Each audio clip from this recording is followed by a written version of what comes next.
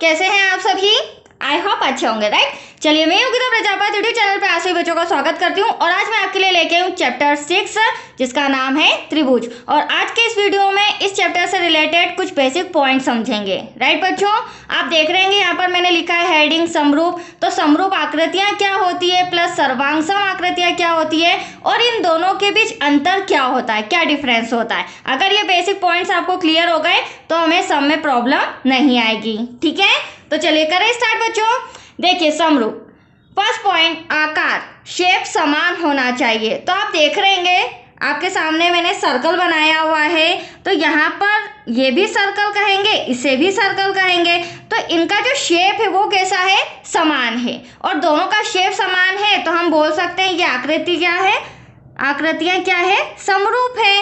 अगर मैं इन दो आकृतियों की बात करूं, मतलब कि ये मेरा सर्कल है और ये मेरा स्क्वायर है, अगर मैं आपसे पूछूं क्या ये आपस में समरूप हो सकते हैं या नहीं, तो दैट्स योर आंसर, नहीं। क्यों नहीं हो सकते हैं बच्चों? क्योंकि ये हमारा सर्कल मतलब गोल शेप है और ये हमारा स्क्वायर मतलब चौरस शेप है। तो इनके शेप में क्या आ रहा है, अंतर आ रहा है। तो ये आकृतियां असमान है, ठीक है। तो ऐसी आकृतियां जिनका शेप समान होता है वे क्या कहलाती है, समरूप कहलाती हैं, ठीक है।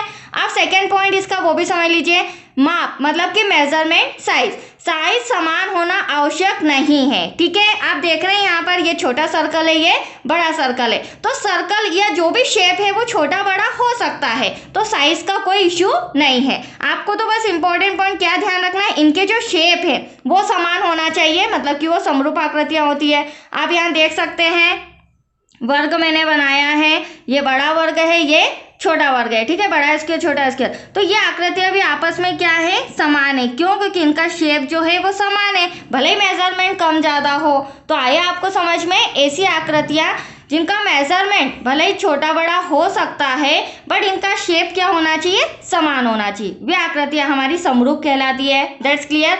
अब आ जाइए आप सर्वांगसम में।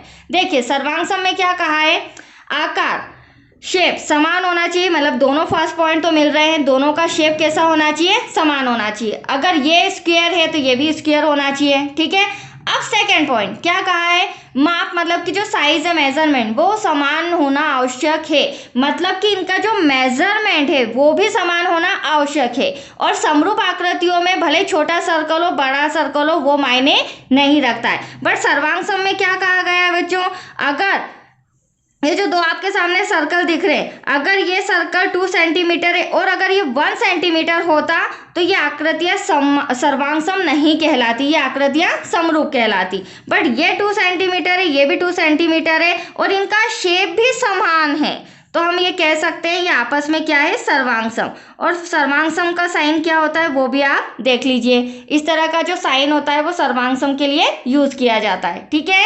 यहाँ पर गलती से मैंने नहीं लिख दिया था, वो करेक्शन कर भी दिया है, ठीक है बच्चों।